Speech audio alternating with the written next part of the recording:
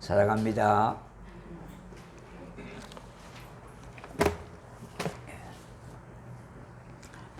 신명기서는요, 구약에 구원받은 하나님의 백성이 약속의 땅 가나안에 들어가서 어떻게 살아야 하겠는가, 어떻게 해야 하나님의 복을 유지하고 살 수 있을까, 그런 내용, 원리들을 담고 있습니다. 오늘 이 본문 말씀은 이런 내용의 뜻이 담겨 있습니다. 모세는요, 너브산에서 저 멀리 바라보이는 약속의 땅 가나안 땅을 바라보고 죽기 전에 이스라엘 12지파를 들어서 일일이 축복 기도를 하고 있습니다. 결론적으로 이스라엘을 향하여 너는 행복한 자라, 그렇게 선언하고 있습니다. 그러므로 이 본문의 내용은요, 이스라엘의 지도자 모세가 죽음을 앞두고 이스라엘 백성들을 향하여 고별 설교가 되겠습니다. 자, 그러니 이 고백을 들은 이스라엘 백성들은 두려워하고 불안에 떨고 있는 겁니다. 자, 그러면 이스라엘 백성들이 앞으로 해야 될 일이 뭐냐, 그들에게 당면한 과제들이 뭔가 하면은요, 그들 앞에는 건너야 할 요단강이 또 가로놓여 있습니다. 이제는 적대 국가인 여리고를 지나야 하는 겁니다. 그리고 가나안 땅에 들어가서 7 족속을 몰아내고 약속의 땅을 분배받는 일입니다. 그러니 그들 앞에는 여러 가지 장애 요소, 여러 가지 현안 문제들이 가로놓여 있다 이 말입니다. 다시 말씀드린다면 많은 장애물들이 기다리고 있다 이 말입니다. 그런데도 이스라엘에게 이 모세는 이렇게 선포합니다. 너는 행복한 자라, 그렇게 선포하고 있습니다. 자, 그러면 그 이유가 무엇일까요? 첫 번째는요, 하나님의 구원을 받은 백성이기 때문에 그래요. 오늘 29절 중반절에 보니까요, 본문 여호와의 구원을 너같이 얻은 백성이 누구냐 그럽니다. 여기서 구원이라고 하는 말은 고통으로부터 자유함을 의미합니다.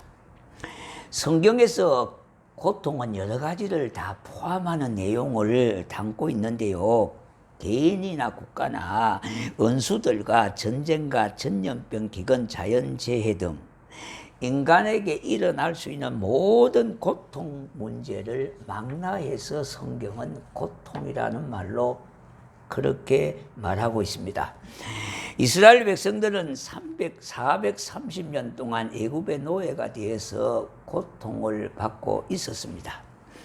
이스라엘은 특별히 지정된 지역을 벗어날 수가 없는데요, 그 이유는 뭐냐 하니까 그들은 불결한 백성이라는 겁니다. 왜냐 하니까 유대인들은 유목민들이거든요. 그러니까 가축을 먹이다 보니까 가축에는 배설물이 나오지 않습니까? 그러니까 부정한 백성들이라, 그렇게 해서 그들은 고립되어져서 한 지역을 택해서 그곳에 머물게 했습니다.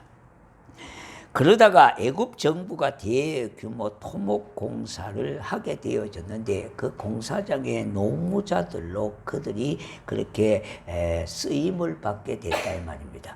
다시 말씀드린다면 노예로 삼아지게 됐습니다.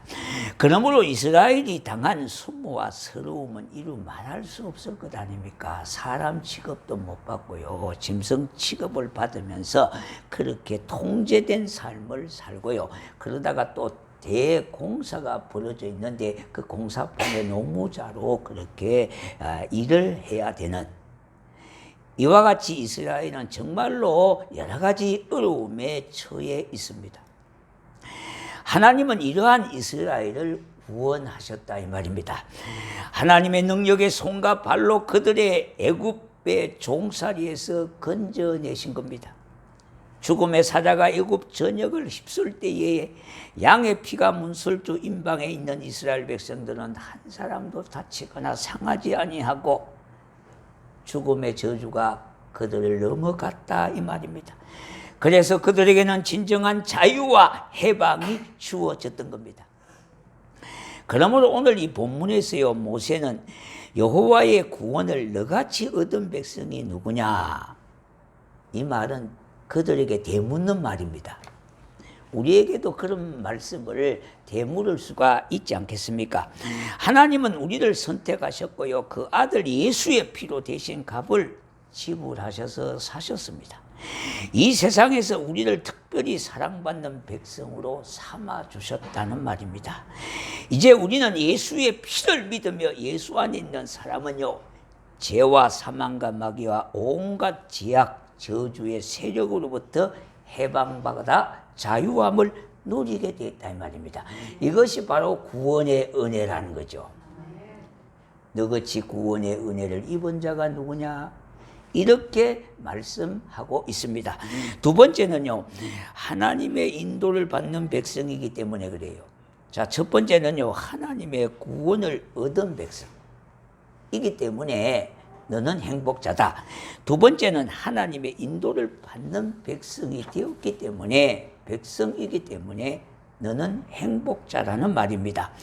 이스라엘이 애굽에서 구원하여 내시고요, 목적지 가나안을 향하여 가는 길에는 몇 가지 걸림돌이 있습니다. 첫째는 바닷길을 건너가는 겁니다.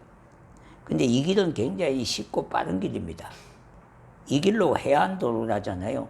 걸어가면 한 10일 정도 가면은 가나안에 도달할 수가 있습니다. 그리고 두 번째는 왕의 대로입니다. 이 고대로부터 남북 무역상들이 오가는 그런 도로입니다. 그러니까 일명 상인의 도로라 그래요. 상당히 편리한 길입니다. 그런데 이 두 길을 제쳐놓고 강야의 길로 하나님은 인도하고 계십니다. 이는 멀고도 험난한 길이지만은 빠른 길보다는, 편리한 길보다는 안전한 길로 하나님이 인도하셨다는 말입니다. 자, 보십시오. 만약 바다의 길, 해안도로나 왕의 대로로 갔다면은 추격하는 애국군 대회 블레셋과 전쟁을 해야 하고, 당장 전쟁을 한다면은 여러 가지로 준비가 전혀 되어지지 아니하고 훈련이라고는 한 번도 받아본 일이 없는 이스라엘 백성들이 속수무책으로 당하고 말 것이다 이 말입니다. 그러므로 하나님의 인도하시는 방법은요, 인간의 머리로 이해할 수 없을 때가 있어요. 예. 그래서 어떻게 보면은 인간의 상식으로 보면은 비상식적인 면도 있습니다. 비이성적인 문제도 있습니다. 비합리적인 것으로 보일 때도 있습니다. 이것이 신앙이에요. 물론 신앙은 상식을 부인하지는 않지만 그 상식에 매이지는 않습니다. 자연도 마찬가지입니다. 자연을 부정하거나 그렇지 않지만 하나님은 그 자연을 극복해서 벗어나서 초자연적인 역사를 이룰 수도 있다 이 말입니다. 하나님은 과학도 뭡니까? 부정하지는 않지만 그 과학에게만 속하지 아니하고 비과학적인 그런 역사를 통해서, 초과학적인 그런 역사를 통해서 하나님의 일은 진행되고 있다는 말입니다. 그러니까 거기에 매이지 않는다는 겁니다. 또 민수기 20장 14절 이하에 보니까 이스라엘이 가데스 바네아에 이르렀을 때에 에돔 왕에게 사자를 보내가지고 에돔 땅을 통과하게 해달라고 요청하며 사람이나 짐승들이 물을 먹으면은 그 값을 대신 지불해 주겠다고 그렇게 제안을 했지만은 에돔 왕의 겁으로 먼 길로 돌아가게 된 겁니다. 자, 그러한 일로 인하여 이스라엘 백성들은 그걸 이해를 못 하잖아요. 그 가까운 길을 놔두고요, 편리한 도로를 놔두고 얼마든지 그렇게 하면 될 수도 있음에도 불구하고 그렇게 되지 않음에 대해서 하나님과 모세를 원망하게 됐던 겁니다. 사람의 일반적인 생각으로는 이해가 불가한 일이지요. 그런데 하나님은 민수기 32장에 보니까 요단 동편 넓은 땅을 예비하시고 이스라엘 루벤 지파와 갓 지파와 므낫세 반 지파에게 이 땅을 주시기 위하여 사랑으로 그들을 먼저 인도하여 나가신 것을 보게 되어지는 겁니다. 자, 이스라엘은 하나님의 은혜를 누구보다도 더 많이 받고 경험했지만은 쉽게 그 은혜를 잊어버리고 원망하고 조그만한 일에도 불신과 불평을 끝없이 드러내고 있지 않습니까? 자, 그런데 우리 하나님은 이스라엘을 중도에 포기하거나, 그리고 끝까지 포기하지 아니하고 끝까지 인내와 사랑으로 인도해 주셔서, 약속의 땅엔 드디어 가나안 땅에 들게 하신 것을 보게 되어지는 겁니다. 하나님은 자기 백성을 인도해 주심에 의해서 한치의 오차도 없이 능력의 손길로 인도해 주셨다 이 말입니다. 뿐만 아니라 말씀으로 천지 창조를 이루신 건세로 하나님은 자기 백성을 변함없이 사랑하시고 인도하시는 분이에요. 그래서 너는 너같이 행복한 자가 없다 이 말입니다. 우리가 하나님의 자녀로서 구원을 받은 주여 백성이 되어지지 않았습니까? 그러니까 이 구원의 하나님으로 인하여 우리는 즐거워하고 기뻐하고 행복해질 수가 있어야 된다 이 말입니다. 오늘 이 예배도 마찬가지입니다. 우리가 하나님으로 인하여 기쁨을 드리기 위해서 하나님으로 인하여 우리가 기쁨을 얻고 그 기쁨을 하나님께 드리기 위해서 예배를 모였거든요. 우리가 여기에 예배를 나오면은 뭐가 생기는 게 뭐 있습니까? 인간적으로요. 현실적으로 생기는 게 없거든요. 그렇지만은 내게 구원을 베풀어 주신 구원의 하나님으로 인하여 우리가 즐거워하고 그 즐거움을 우리가 주님 앞에 드리는 것이 바로 진정한 예배라 이 말입니다. 예. 그러니까 하나님 자체로 구원의 하나님으로 인하여 즐거워하리라. 그 우리가 신앙을 고백하셔야 되고 그 신앙을 끝까지 붙잡으셔야 된다 이 말입니다. 자, 세 번째는요. 하나님이 이스라엘 돕는 방패가 되시기 때문에 그래요. 본문 29절 중반절에 보니까 그는 너를 돕는 방패시라 그랬어요. 자, 우리가 너같이 너는 나는 진정한 행복자가 되어졌어요. 그러면은 뭐 때문에 그 이유가 뭡니까? 하나님의 구원을 얻은 백성이기 때문에. 두 번째는 뭐냐 하니까 하나님의 인도를 받는 백성이기 때문에. 세 번째는요. 하나님이 이스라엘을 돕는 방패가 되시기 때문에 저와 여러분은 행복자가 된 거예요. 이 사실을 우리가 늘 인식하고 사셔야 돼요. 예. 자, 이스라엘이 애굽에서 죽음의 때에도요, 양의 피로 장자의 재앙에서 지켜주시고 추격하는 애굽 군대에게 추위와 더위에서도 불기둥과 구름기둥으로 인도하시고 지켜주셨다는 말씀입니다. 그리고 이스라엘 백성이 강야로 행진할 때에 물이 없어 목이 말라 죽을 뻔했을 때에도 양식이 부족하여 굶주렸을 때도 사막을 할개치며 다니던 부족민들에게 공격을 당하게 되어 죽게 될 위기 상황에서도 하나님이 이스라엘을 변함없이 보호해 주셨다는 말씀이에요. 하나님은 딱딱한 반석에서 물이 솟아나오게 하시고 그들의 목을 축여주셨으며 하늘로부터 만나와 메추라기를 내리셔서 먹이게 하셨다 이 말입니다. 이스라엘이 원수의 공격을 받을 때에도 그들을 물리치시고 보호해 주셨다는 말씀입니다. 이와 같이 하나님은 그 백성 이스라엘이 여러 가지 고통스러운 상황을 만날 때마다 그 고통에서 이스라엘을 구원해 주심으로 인하여 이스라엘이 바로 행복한 자가 되어졌습니다. 우리가 정말로 예수로 행복하지 않으면은 다른 어떤 것으로는 진정한 행복을 찾을 수가 없어요. 해 아래 있는 것은 다 허물어지는 것들입니다. 이따가도 없는 것이고 가물어지는 겁니다. 그러나 생수의 근원 되시는 예수님으로 인하여 만족하지 않으면은 이 세상 다른 어떤 것으로도 절대 만족을 찾을 수가 없어요.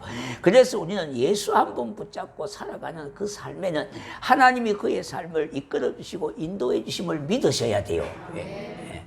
왜냐? 그래서 우리를 구원하시지 않았습니까? 신명기 32장 10절에 보니까 여호와께서 그를 항무지에서 짐승이 부르짖는 강야에서 만나시고 호위하시고 보호하시며 자기의 눈동자같이 지켰었다고 말씀하고 있는데요. 시편 121편 4절에 이스라엘을 지키는 자는 졸지도 아니하시고 주무시지도 아니하신다고 말씀하고 있습니다. 이것은 저와 여러분에게도 마찬가지입니다.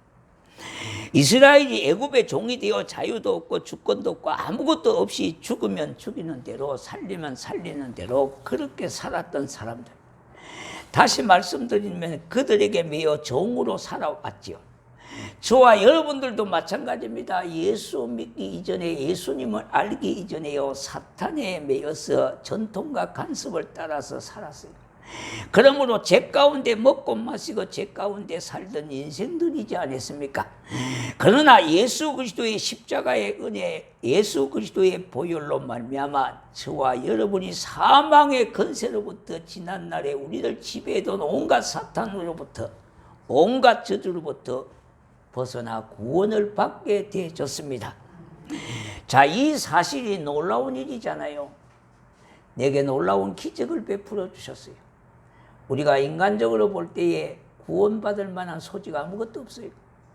그러나 하나님의 전적인 은혜로 말미암아 우리가 예수를 믿게 되어졌고요, 믿는 믿음까지도 우리 하나님이 주셨지 않았습니까? 이 은혜 우리는 감사하는 것이 신앙생활이에요. 신앙생활. 우리가 신앙생활을 크게 볼 게 아니라요, 이것이 신앙의 일부예요. 신앙생활의 한 부분이다 이 말입니다.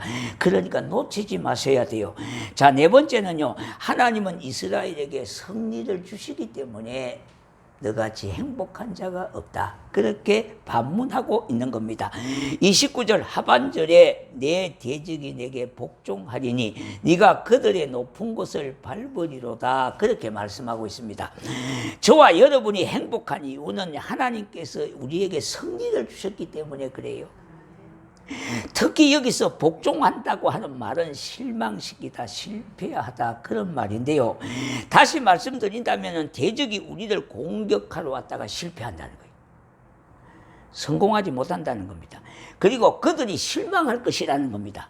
왜? 패배하고 돌아가기 때문이에요. 그리고 패배로 인하여 살이 다 빠져 뼈만 남게 될 것이라는 겁니다. 이런 뜻이, 이 의미가 그렇습니다. 거기다가 사무엘하 22장 45절에 굽실거리다라고 하는 뜻이 있습니다. 따라서 내 대적이 내게 복종하리니란 말은 상당히 재미있는 표현입니다. 그들이 먼저 시비를 걸어오는 거예요. 그들이 먼저 공격해 올지라도 그러나 그들은 패배할 것이요, 그 패배로 인하여 뼈에 가죽만 남게 될 것이라는 겁니다. 다시는 달려들지 못하고 굽실거리는 신세가 될 것이라, 그렇게 말씀하고 있는데요. 이 복종이라고 하는 이 말이 참 묘한 표현을 담고 있습니다. 그리고 내가 그들의 높은 곳을 밟으리로다 그랬어요. 여기서 높은 곳이라고 하는 말은 요새와 같은 넓은 산지를 말하고 전쟁터나 산당, 즉 높은 곳에 있는 예배 처소를 말해요. 신당들요. 따라서 높은 것을 밟을 것이라고 하는 말은 하나님의 백성이 전쟁터에서 이겨 원수의 땅을 밟을 것이며 난공불락의 산성을 점령할 것이며 그들의 신성 예배 처소를 점령할 것이라, 그 말이 바로 밟으리로다. 그러니까 이 밟으리로다, 이 말은 완벽한 승리와 연결이 되어진다 이 말이에요. 그래서 너희들에게 개선 행진을 할 수 있게 해 주시겠다 이 말입니다. 다시 말씀드린다면 승리가 완전 확실한 승리를 보장해 줄 것이라고 그렇게 말씀하고 있습니다. 그러므로 우리는 예수 이름으로 승리는 내 것이. 예. 우리는 그냥 복음성가로만 말하는 것이 아니라 그 복음성가의 내용이 다 성경에서 나왔거든요. 그러니까 하나님의 말씀이에요. 그래서 우리가 하나님의 그 말씀을 붙잡는 거예요. 사도 바울은요, 로마서 8장 35절 그리고 39절에 이렇게 말씀하고 있습니다. 누가 그리스도의 사랑에서 끊으리요, 환난이나 공고나 박해나 기근이나 적신이나 위험이나 칼이나. 39절에 보니까 다른 어떤 피조물이라도 우리를 우리 주 예수 그리스도 안에 있는 하나님의 사랑에서 끊을 수가 없다 그랬어요. 어떻게 끊을 수가 있겠느냐, 그렇게 말씀하고 있는 것 아닙니까? 그러므로 성도들에게는 그 모든 세력을 넉넉하게 감당할 수 있도록 해 주신다는 말입니다. 승리를 확실히 보장시켜 준다 이 말입니다. 로마서 8장 37절 이 모든 일에 우리를 사랑하시는 이로 말미암아 우리가 넉넉히 이기리로다 그렇게 말씀했어요. 사실 우리는 아무런 힘이 없지만은 주님으로 말미암아 마귀가 우리에게 복종하게 될 것이고 우리의 은수들과 우리들 앞에 삶의 장애물들 여러 가지 시험과 역경과 환난 이것도요 끝내는 우리를 유익하게 하시고 복되게 하시는 도구가 되는 것을 믿으시기를 바랍니다. 그러니까 얼마나 우리가 감사하냐 이 말입니다.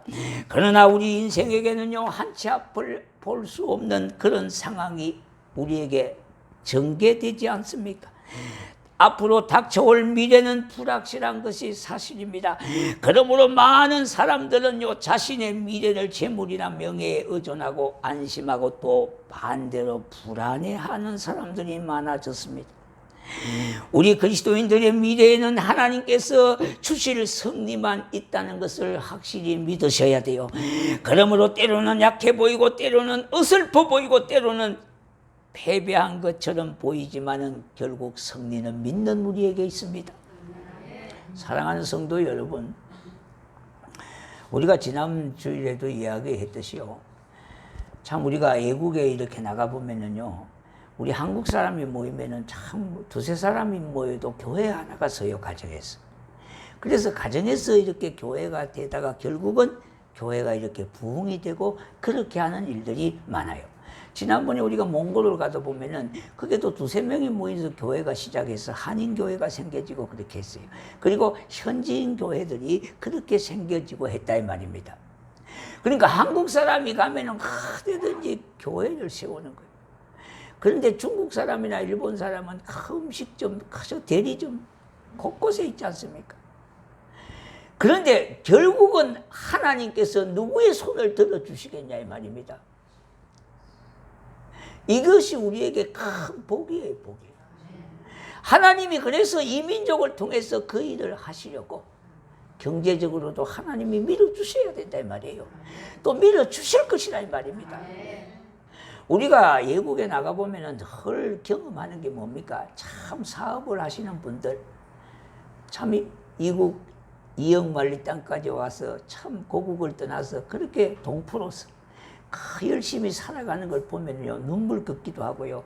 참 우리 민족이 장하다 이런 생각도 들어요. 그리고 사업하시는 분들이 굉장히 이대하다. 그분들이 국위를 얼마나 선양한 줄 모른다는 거예요.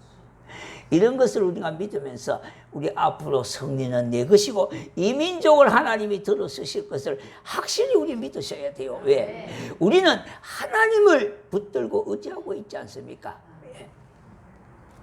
사랑하는 성도 여러분, 이 세상에서 가장 행복한 사람은 누구이겠습니까? 내적으로 볼 때는 차이가 있을 수가 있습니다. 도저히 보기에는 행복해 보이지 않는데 행복한 사람이 있고요. 도저히 아무리 봐도 저 사람은 아주 행복한 건데 불행을 겪고 있는 사람들도 있습니다. 그러나 내게 구원을 주신 하나님으로 인하여 기쁨을 가진 자는 진정한 행복을 알게 되고 그것으로 인하여 행복해하는 겁니다. 여러분, 어디든지 예수를 믿으면 행복하셔야 돼요. 행복해야 되는데 별 행복이 없는 것 같으면 다른 걸 자꾸 찾는 거예요. 예수님 하나 딱 붙잡고 그다음에 거기서 행복이 있어요. 그걸 찾으셔야 돼요. 그러니까 멀리가 찾지 말고 자기에서부터 행복을 찾으셔야 된다 이 말입니다. 위대한 지도자 모세는 자신의 마지막 유언을 말하면서 세상에서 가장 행복한 사람은 이스라엘이라는 겁니다. 다시 말씀드린다면 우리가 예수를 믿는 자는 영적 이스라엘이 되니까 우리가 그야말로 행복한 사람. 이 행복을 우리가 찾으셔야 되고 붙잡으셔야 돼요. 사람은 돈으로 건강을 살 수도 없고요. 돈으로 담잠을 살 수도 없고 돈으로 행복을 살 수도 없고요. 구원을 살 수도 없는 겁니다. 사람에게 주어지는 행복은요 높은 지식과 학문의 덕을 쌓았고 건세와 명예를 가졌다고 주어진 것이 아닌 겁니다.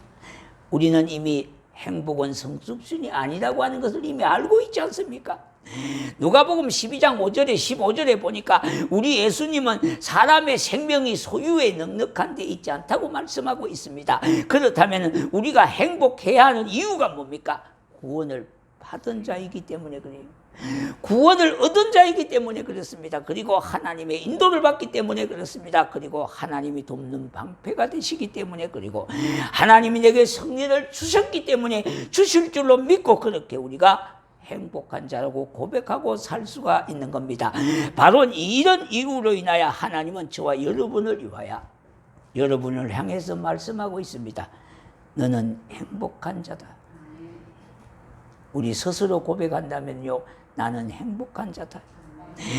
자, 왜 그런가요? 다시 말한다면요, 하나님이 아니면 살 수 없는 은혜 가운데 있기 때문에 그래요. 그런데 은혜의 대가는 뭡니까? 감사인 겁니다. 우리 인생의 감사가 더 많아지는 것만큼 나는 더 많이 행복해지는 겁니다. 이제라도 우리는 이 사실을 믿음으로 받아들이고요, 입술로 감사하는 자가 먼저 되시기를 바랍니다. 신명기 30장 14절의 말씀과 같이요, 오직 그 말씀이 내게 매우 가까이 내 입에 있으며 내 마음에 있은즉 내가 이를 행할 수 있느니라. 여러분, 하나님의 말씀이, 감사가 내 마음속에 있는데 입술로 그것이 나와야 되거든, 그죠? 그래서 우리가 입술로도 감사합니다 할 때에 감사하는 마음이 더 풍성하게 되어지고, 그 감사함이 결국은 뭡니까? 감사하는 행동으로 옮겨지게 되어지는 거예요. 그러므로 우리 마음속에 하나님은 다 그런 감사한 마음을 주셨어요. 그래서 우리는 환경을 자꾸 바라보니까 감사가 잊어버리게 돼요. 예. 그러므로 내 입으로 그 은혜와 사랑에 감사하는 것과 구원의 주님으로 인하여 난 행복자임을 인식하며 살아가는 성도가 되시기를 주의 이름으로 축복합니다. 예, 우리 행복해요. 나는